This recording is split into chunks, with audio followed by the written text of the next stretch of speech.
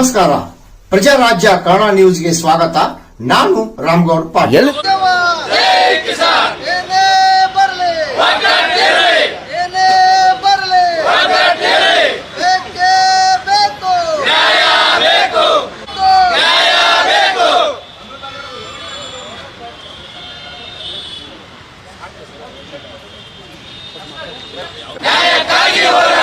ಎಲ್ಲಿವರೆಗೆ ಹೋರಾಟ?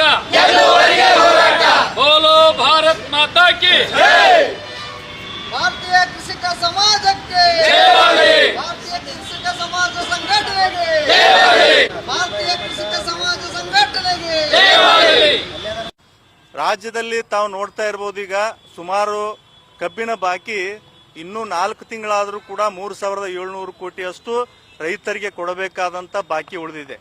ತಾವು ಸುಮಾರು ಸರಿ ಎಲ್ಲ ಫ್ಯಾಕ್ಟರಿಗಳಿಗೂ ಕೂಡ ಹೋದರೂ ಕೂಡ ಇವತ್ತು ಇನ್ನೂ ಮಠ ರೈತರಿಗೆ ಬಿಲ್ ಕೊಡುವಂತ ವ್ಯವಸ್ಥೆ ಇಲ್ಲ. ಯಾಕಪ್ಪ ಅಂತಂದ್ರ ಇವತ್ತು ಕಬ್ಬು ತುಳಿಯಾಕ ಖರ್ಚು ಎಷ್ಟು ಬರ್ತತಿ, ಹಾಕಾಕ ಎಷ್ಟು ಬರ್ತತಿ ಅನ್ನುವಂಥದ್ದು ಯಾರಿಗೂ ಕೂಡ ಗೊತ್ತಿಲ್ಲ. ಯಾಕಂದ್ರೆ ಸುಮಾರು ಈಗ ಕಬ್ಬು ಇದ್ದಂಥದ್ದು 40% ಇದ್ರೆ ಇವತ್ತು ಈ ವರ್ಷ ಮತ್ತೆ 20% ಹೆಚ್ಚಾಗಿದೆ ಸರ್. ಸಾಕಷ್ಟು ಖರ್ಚು. ಒಂದು ಕಬ್ಬು 1 ಎಕರೆ ತುಳಿಯಾಕ 7,000 ರಿಂದ 8,000 ಗೊಬ್ಬರ, ಅನೇಕ ಖರ್ಚುಗಳಿಗೆ ಮಳೆ ಆಗ್ತಾ ಇದೆ, ಗೊಬ್ಬರ ಹಾಕಬೇಕು, ಮಕ್ಕಳ ಮದುವೆಗಳಿದಾವೆ, ಎಜುಕೇಶನ್ ಪರ್ಪಸ್ ಸಾಕಷ್ಟು ತೊಂದರೆಯನ್ನ ಇವತ್ತು ರೈತರು ಅನುಭವಿಸ್ತಾ ಇದ್ದಾರೆ.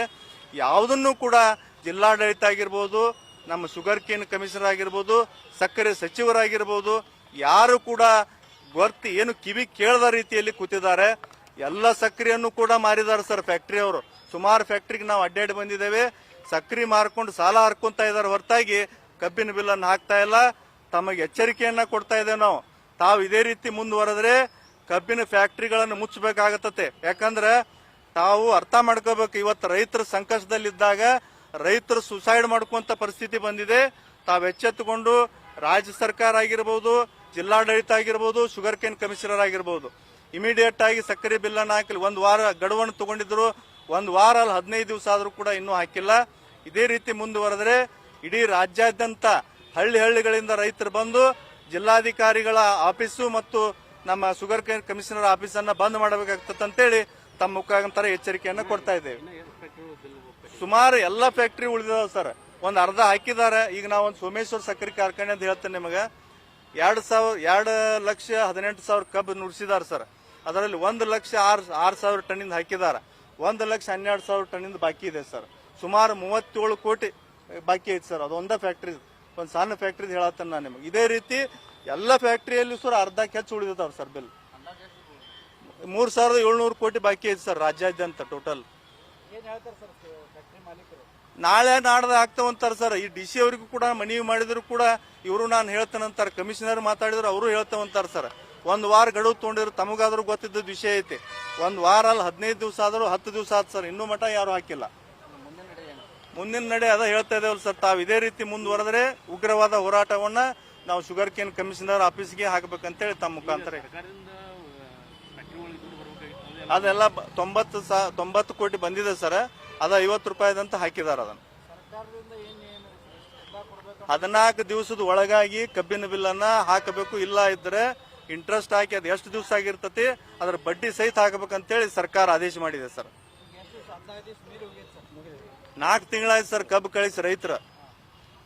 ಒಬ್ಬೊಬ್ರು 2.5 ತಿಂಗಳಾತ್, 3 ತಿಂಗಳಾತ್, 4 ತಿಂಗಳಾತ್, ಇನ್ನೂವರೆಗೆ ಹಾಕಿಲ್ಲ.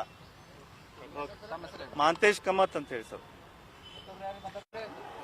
ಇವತ್ತಿನ ದಿನ ಕರ್ನಾಟಕ ರಾಜ್ಯದಲ್ಲಿ ಕಬ್ಬು ಬಿಲ್ಲಿಗಾಗಿ ಅನೇಕ ನಾವು ರೈತರು ತಮ್ಮ ಪ್ರಾಣವನ್ನು ಕಳ್ಕೊಳ್ಳುವಂತ ಒಂದು ವ್ಯವಸ್ಥೆಯನ್ನ ಮಾಡ್ತಾ ಇದ್ದಾರೆ.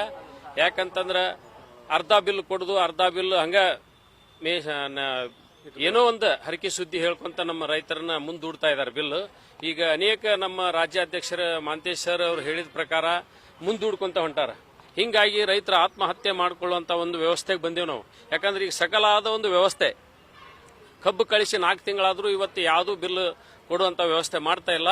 ಇದೇ ರೀತಿ ಅವ್ರು ಮುಂದುವರೆದ್ರೆ ಕಾನೂನಿನ ಪ್ರಕಾರ 14 ದಿವಸದೊಳಗೆ ಅವ್ರು ಕೊಡುವಂತ ವ್ಯವಸ್ಥೆ ಯಾವ ಫ್ಯಾಕ್ಟರಿ ಅವರು ಮಾಡ್ಕೊಂಡು ಬಂದಿಲ್ಲ.